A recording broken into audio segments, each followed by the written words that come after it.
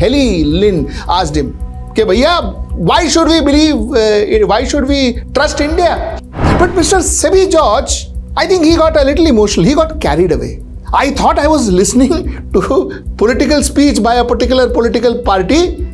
Every time somebody says something about your country or your prime minister, it doesn't really mean that, they are anti-national or they're out to, kind of ruin India's future and all that. It doesn't work that way.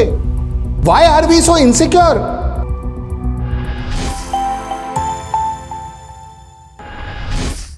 Namaskar. Welcome to another episode of Editorial. You see, communication is what communication does. This is something that it's a very basic lesson. What normally you learn when you get into advertising and communication business. What I mean by that is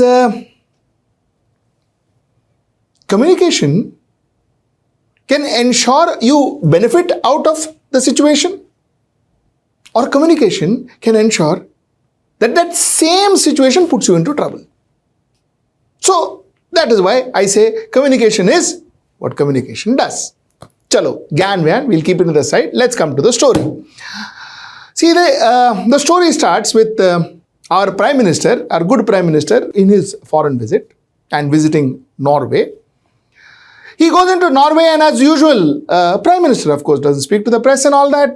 That's something that he's not used to. Phir in United States and all, he answers at least 2 questions. In India, of course, you can't ask him questions, but that is our life. But here what happens is the Prime Minister is addressing the media which was invited by the government of Norway. And it was not a press meet. Let me underline that. That's what I wanted to communicate. It was not a press meet. He was addressing this room, and as always, he spoke and he was moving out. That was the time when a reporter called Helle Lyng asked Prime Minister to take a question. Prime Minister Modi, why don't you take some questions from the freest press in the world? Okay. Now let's understand the situation once again. This was not a press conference. That's a fact. This was not a press conference, and the Prime Minister of India was not obligated to answer this lady from the press. He was definitely not obligated to answer this lady from the press. But you know what happens? What happens is when you never answer press, then you're tagged as somebody who doesn't answer press. So she went out and said that, we are the freest press in the world. We are number 1. Norway is number 1, ranked number 1 in Press Freedom Index. We, of course, are ranked 157th in the Press Freedom Index. So, this lady said that, why don't you take questions from the freest press in the world? And Mr. Narendra Modi walked out. Now, this woman took this as an opportunity. She went and plastered it in social media saying that, I asked the Prime Minister a question, Prime Minister didn't answer, Prime Minister walked out, and which is actually a fact also. Okay, and it got traction. A lot of people said, very bad, how could the Prime Minister not answer you? And a lot of people, especially trolls, started trolling her, saying that what nonsense. You are anti-national, you are foreign propagandist or whatever Western media trying to malign Indian image and all that, all sorts of trolls happened. So, she got her popularity, she was riding in that wave, she was overnight a star. So, that's what happened. In fact, you know what, her Instagram handle also got suspended because trolls, especially, I'm sure, our trolls, our right-wing trolls, started reporting her Instagram, and her Instagram page got suspended. So on and so forth. There she became a martyr, and guess whose image got spoiled? Guess whose image got spoiled? Now, this is where I started my editorial saying that communication is what communication does. The next day, of course, the Prime Minister didn't take questions, which he didn't. But next day, our foreign secretaries and our bureaucrats, our diplomats, took a press conference. And there was this gentleman called Sibi George. He's a secretary, Ministry of External Affairs. He took questions. And he was asked by the same lady, this same Helle Lyng asked him, "Ke bhaiya, why should we believe, why should we trust India?" she asked. Now, you know what, for a bureaucrat, for a diplomat, I don't think that was that difficult a question to answer. But Mr. Sibi George, I think he got a little emotional. He got carried away. While I appreciate his efforts, let me tell you that, I appreciate his efforts. He was trying to defend his country. So I appreciate his effort. But then, I also remind myself that he's a diplomat. He's trained to defend his country. But what he displayed in that particular press conference was not trained diplomacy. What he displayed in that press conference was absolute emotions. I thought I was listening to a political speech by a particular political party, and this was one of those, those rallies, that I was listening to. Hear this out. I am wondering, as we strengthen our partnership, why should we trust you? Can you promise that you will try to stop the human rights violations that goes on in your country? And also, will the Prime Minister start taking critical questions from the Indian press at some point in the future? And also, if possible, I would like you to answer straight away. Okay. Right now. Like now. Please. We have a question there. But I might also have follow-up questions, so it would be better if you answer right away and then I can follow up. I'm conducting the press conference. We are celebrating the Constitution. This is the beauty of India, and we are so proud of that. So every human being in India has a fundamental right. A right to go to the court if his right is infringed upon. This is the beauty of India, which we are very proud of. We hear a lot of people asking questions about why this, why that. But let me tell you this. We are 1/6 of the total population of the world, but not 1/6 of the problems of the world. We have a constitution which guarantees the rights of the people, fundamental rights of the people. We have equal rights for the women of our country, which is very important. And we are proud that we are a civilizational country of 5,000 years old. Continuous civilization. Contributed immensely to the world. You look around, you see an India connect everywhere in the world. India has, the numbers which you see on your phones, it is originated in India. Shunya, zero, originated in India. Chess, originated in India. So we are proud of that civilization. Yoga, which the world admires today, it originated in India. India had epics and books. Let me answer the question. Please don't interrupt me.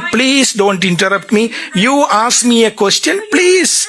This is my press conference. You ask, why should a country trust India? Why should a country trust India? Why should a country trust India? Let me answer that question, please. So it was not about diplomacy. It was not about, he gave history lessons, he gave geography lessons, he gave cultural lessons, he gave all the lessons, everything he spoke about. And of course, like I said, Helle Lyng was surfing the situation. She was surfing the situation. She created every possible hurdle that she could. She interrupted him because she felt that he is not answering to the point. She interrupted him. She walked out and she came in. And all of that happened in that end also. But then, my question, who made all of this happen? Who started this? Who helped Helle Lyng to achieve whatever she wanted to? Who helped? Was it them or was it us? Did we actually promote Helle Lyng?